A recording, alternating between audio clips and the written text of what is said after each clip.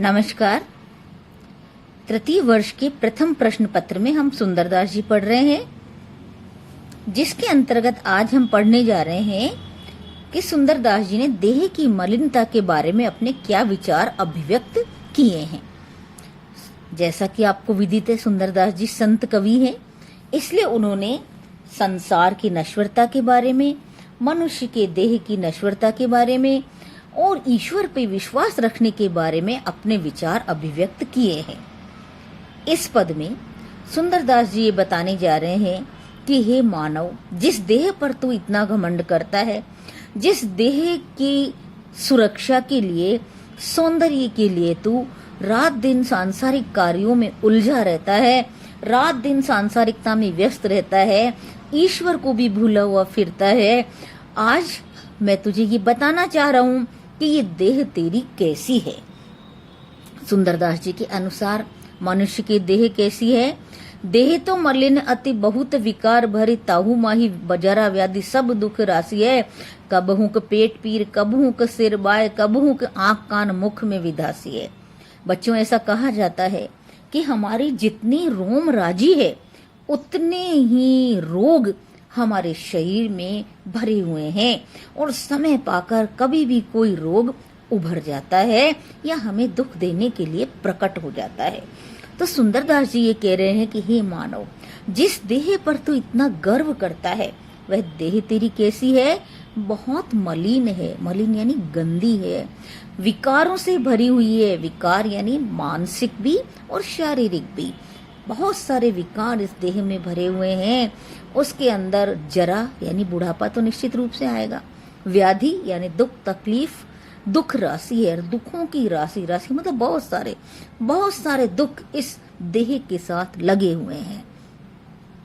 क्या क्या दुख लगे हुए हैं वो बताते हुए सुंदरदास जी कहते हैं, कभी तुम्हारे पेट में पीड़ा होती है, कभी तुम्हारे सिर में हवा घुस जाती है, कभी तुम्हारे आंख में दर्द होता है, कभी तुम्हारे कान में दर्द होता है, कभी तुम्हारे मुख में कोई विकार पैदा हो जाता है।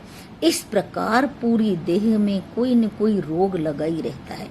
आगे बता रहे हैं, और हूँ अनेक रोग नख सिर पूरी रहे, कबहू के श्वास चले, कबहू के खांसी है। ऐसो ये शरीर तई अपनों के मानत है, सुंदर कहर तिया में कौन सुख बासी है। सुंदरदास जी कहते हैं, मानव, इस शरीर में कौन सा सुख भरा हुआ है जिसलिए तू इस शरीर के पोषण में रात और दिन लगा रहता है। इसके अंदर अनेक रोग है जो नख से लेकर सिर तक यानी संपूर्ण देह में भरे हुए हैं, आपूरित है। कभी सांस चलने लग जाती है, कभी खांसी हो जाती है, और ऐसे दुख व्याधियों से भरे शरीर को तू अपना मानता है। सुंदरदास कहते हैं, बताओ इसमें कौन सा सुख भरा हुआ है?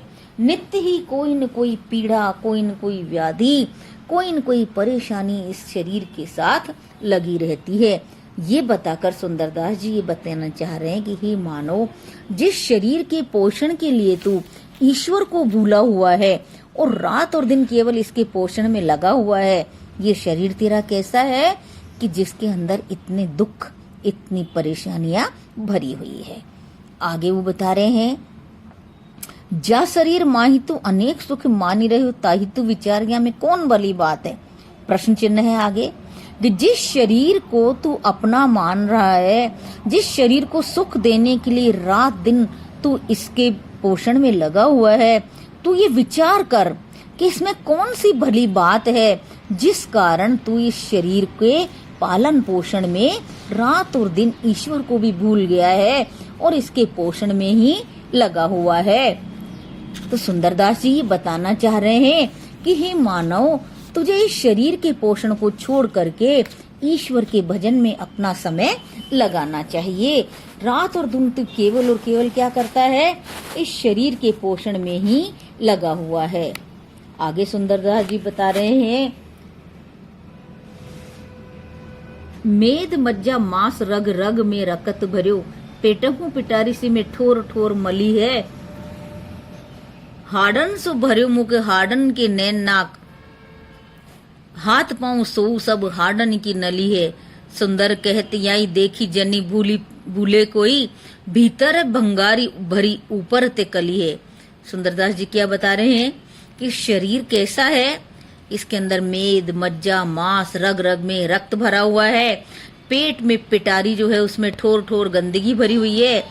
हड्डियों से शरीर का मुख और हड्डियों से नाक नैन बने हुए हैं। हाथ पांव सब हड्डियों की नली है। सुंदरदास जी कहते हैं कि यही देखी जनी भूलो कोई, इसको देख कर कि तू ईश्वर को भूल रहा है। ये तेरा शरीर कैसा है, भीतर ये केवल भंगार है, ऊपर से कली है। भंगार होने का मतलब क्या है, पूरी तरह से भीतर इसमें कचरा भरा हुआ है। केवल ऊपर ऊपर से ये जो तेरा शरीर है ये तुझे कैसा दिखाई दे रहा है, रंग रोगन किया हुआ दिखाई दे रहा है। इसलिए ही मानव तू इस शरीर को ऐसा समझ करके और ईश्वर का भजन कर और इस शरीर के पीछे केवल अपने समय को नष्ट मत कर। आगे के पद में कवि ये बता रहे हैं कि मानव तू क्या मूर्खता करने जा रहा है। वो बताते हुए सुंदरदास जी बता रहे हैं, क्या बता रहे हैं कि हे मानव तू क्या कर रहा है, अपने ने दोष देखे पर के अवगुण उपेखे, दुष्ट को स्वभाव उठी निंदा ही करत है। जैसे कोई महल संवारी राख्यो नीके कर, कीरी तहाँ जाए छिद्र ढूंढत फिरत है। मनुष्य की मूर्खता क्या है, दूसरे की थाली में उसे घी नजर आता है, अर्थात अपने दोष उसे कभी नजर नहीं आते। उसको केवल और केवल या तो दूसरों के दोष दिखाई देते हैं, दूसरे का वैभव दिखाई देता है, और वो अपने से ज्यादा दूसरों के बारे में सोचता है। इस मूर्खता पर व्यंग करते हुए सुंदरदास जी बता रहे, मानो तू क्या कर रहा है, अपने दोष नहीं देख रहा और दूसरे के अवगुणों को देख रहा है। तो उस दुष्ट के स्वभाव के जैसा कार्य कर रहा है कि उठ कर के तू केवल दूसरों की निंदा करता है। तो तेरा स्वभाव कैसा हो गया है, कितना भी सुंदर महल हो, कितना भी सुंदर महल संवार के सजा के रखा हो, बहुत सुंदर बनाया हो, लेकिन कीड़ी उसमें भी क्या करती है, छिद्र ढूंढती है, क्योंकि उसको तो छिद्र में जाकर ही रहना है। इसी प्रकार तू भी मानव क्या कर रहा है कि केवल और केवल दूसरों के अवगुण देख रहा है। भोर ही ते सांझ लगी, सांझ ही ते भोर लगे, सुंदर कहत दिन ऐसे ही भरत हुए। पाँव के तरे की नहीं सूझे आग, मूर्ख को और न कहत तेरे सिर पे बरत हुए।